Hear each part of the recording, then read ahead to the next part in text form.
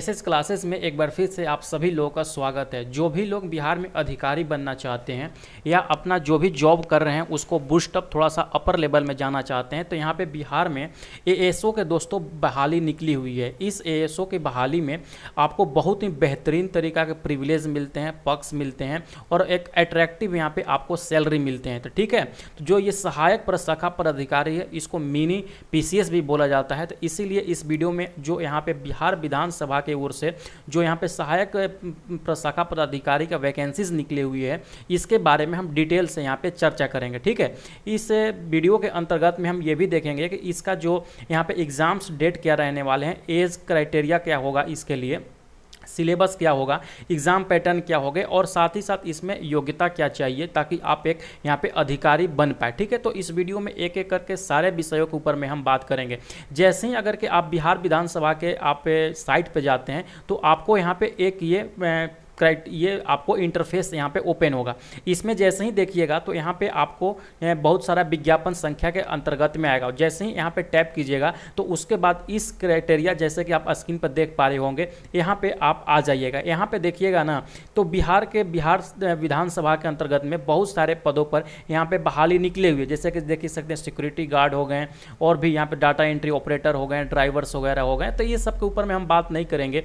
Specially हम जो बात करने वाले हैं, अगर के यहाँ पे आप आइएगा नीचे में और इसको स्क्रॉल करके तो यहाँ पे आप देख पा रहे होंगे आपको असिस्टेंट सेक्शन ऑफिसर्स का यहाँ पे पद निकला हुआ है। ठीक है, असिस्टेंट सेक्शन ऑफिसर का ये जो स्टार्टिंग में साथियों ये फॉर्म आया था वो आपका यहाँ पे जो इसका लास्ट डेट था वो फरवरी के अंतर्गत में था। फरवरी 2024 में इसका अंतिम तिथि था, लेकिन इसमें कुछ हाईकोर्ट के तरफ से कुछ केसेज हो गए थे तो इसको यहाँ पे फिर से फॉर्म को रीओपन किया गया है। इस फॉर्म को रीओपन के बाद में जो इसका अंतिम तिथि जैसे कि यहाँ पे देख सकते हैं 15/12/2024 को इसका अंतिम तिथि है। इससे पहले जिन लोगों को भी यहाँ पे भरना होगा ये आप लोग अप्लाई कर दीजिएगा। ये बहुत ही ज़्यादा एक रिपीटेड जॉब माना जाता है बिहार के अंतर्गत में, तो आप इसको जरूर से जरूर यहाँ पे अप्लाई कीजिएगा। ठीक है, अब देख लेते हैं कि क्या कुछ यहाँ पे आपका इस वैकेंसीज में दिए गए हैं। ठीक है, तो इस वैकेंसी में जैसे ही आइएगा यहाँ पे देख पा रहे होंगे अभी आप स्क्रीन पर, तो मैं यहाँ पे इसको रख देता हूँ। यहाँ पे देखिएगा तो आपका जो चीज़ दिया गया है एक एक करके मैं आपको समझाते चलता हूँ। ठीक है,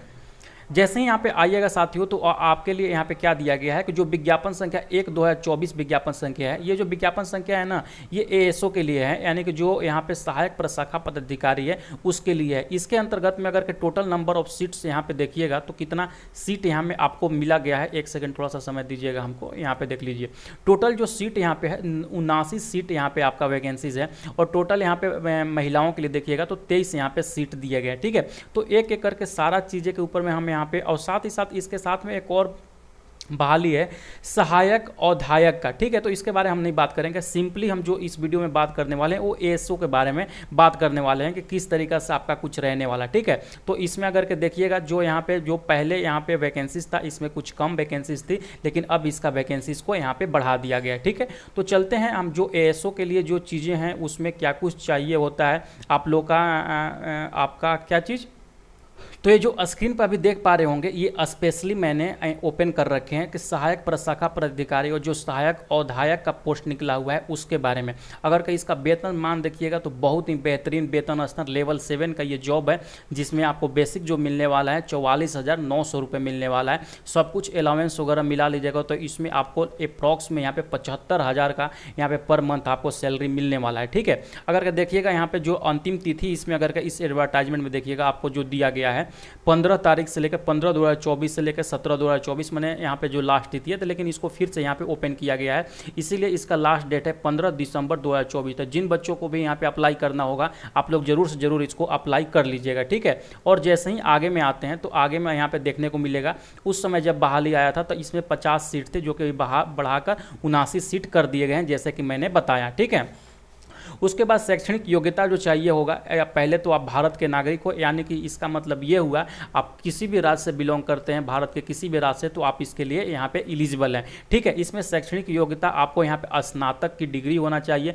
यानी कि अगर कि आपको बीए किए हुए हैं यानी कि ग्रेजुएशन किए हुए हैं तो आप इसके लिए एलिजिबल हैं। उसके बाद जैसे ही आगे आते हैं इसमें जो आरक्षण होता है, आरक्षण केवल जो बिहार का निवासी होगा उसको ही मिलेगा यहाँ पे। ठीक है, साथ ही साथ सबसे जो ज़्यादा यहाँ पे उम्र सीमा का है तो आपको न्यूनतम यहाँ पे 21 साल के उम्र सीमा पार किए होने चाहिए, और जो मैक्सिमम यहाँ पे अनरिजर्व के लिए ये 37 साल यहाँ पे बताया जा रहा है। तो अगर कि आप इस क्राइटेरिया को फुलफिल करते हैं तो ज़रूर से ज़रूर आप इस फॉर्म को भरिएगा, ठीक है। जो सबसे ज़्यादा यहाँ पे इंपॉर्टेंट चीज़ है ना, वो आपके लिए जो इंपॉर्टेंट है वो एग्ज़ाम पैटर्न को लेकर है कि आखिर में इसमें एग्ज़ाम पैटर्न क्या रहने वाला है, ठीक है।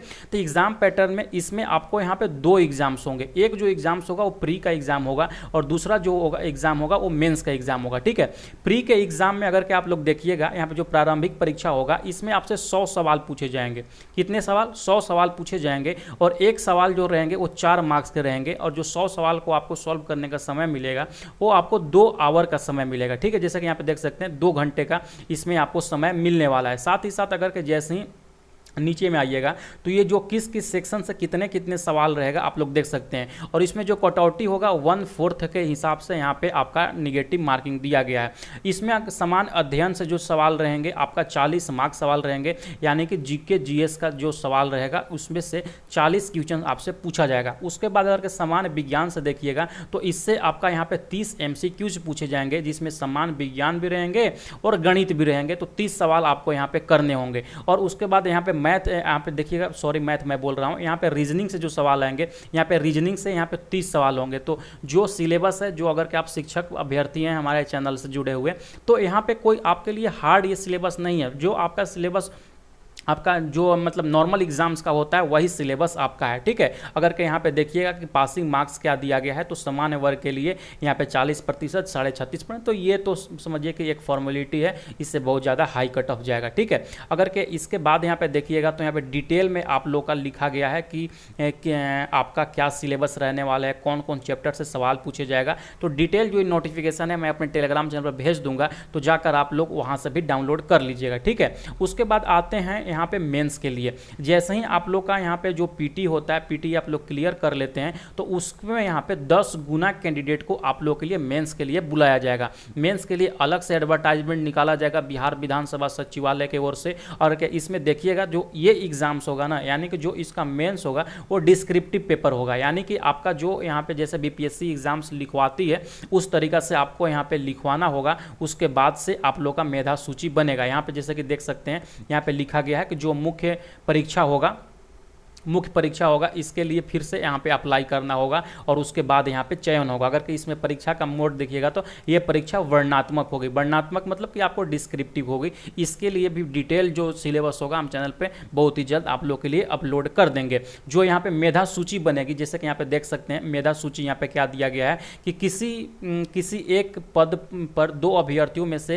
एक के चयन की स्थिति उत्पन्न होने पर उस पद के लिए निर्धारित वांछित योग्यता के आधार माना जाएगा। पदवार निर्धारित वांछित योग्यता की जानकारी विधान जो सचिवालय है उसके नियमावली के अनुसार यहाँ पे किया जाएगा। आई होप कि इतना बातें समझ गए। अगर कि आपको भरना होगा तो इसमें 600 रुपये आपको लगेंगे। बाकी जो यहाँ पे जो महिला कैटेगरी है उसके लिए 150 रुपये लगेंगे, ठीक है। तो ये तो मैं आप लोग के लिए मोस्ट रिकमेंड करूँगा। अगर कि आप यहाँ पे जनरल कंपटीशन की तैयारी करते हैं ना तो आप ये भर दीजिए। अगर कि आप सिंसियर कैंडिडेट हैं तो आपको तो मैं रिकमेंड करूँगा कि मस्ट है आप भर दीजिए। अगर कि ये आप जॉब क्रैक कर लेते हैं तो समझिए कि आप एक मिनी पीसीएस अधिकारी ही है, जो कि इसमें बहुत ही अच्छा पक्ष वगैरह मिलते हैं, आपको काम करने के लिए एक अच्छा इन्वायरमेंट मिलती है, और बहुत ज़्यादा समाज में इस चीज़ के लिए इज्जत भी है, ठीक है। तो मैं बनाने का मतलब यही था। अगर कि आप लोग का जॉब है कहीं पे तो आप लोग को तो एकदम बहुत ज़रूरी से इसको भर दीजिए। इसका जो लास्ट डेट है दोस्तों 15 दिसंबर में लास्ट डेट है। तो आज मैं जो वीडियो शूट कर रहा हूँ यानी कि आज 9 तारीख है, तो आपको 6 दिन का यहाँ पर समय मिल रहा है। 6 दिन में अगर जिनको भी अप्लाई करना होगा ये अप्लाई कर दीजिएगा। बाकी इसका जो डिटेल नोटिफिकेशन है मैं अपने टेलीग्राम चैनल पर भेज दूंगा, तो जाकर वहाँ से आप लोग डाउनलोड कर लीजिएगा, ठीक है। आई होप कि ये वीडियो पसंद आया होगा। कोई भी अगर क्यूरी रह जाता है इसके रिगार्डिंग तो आप हमको बता सकते हैं, मैं वहाँ पे आपको कमेंट सेक्शन में जवाब दे दूंगा, ठीक है। Bye bye.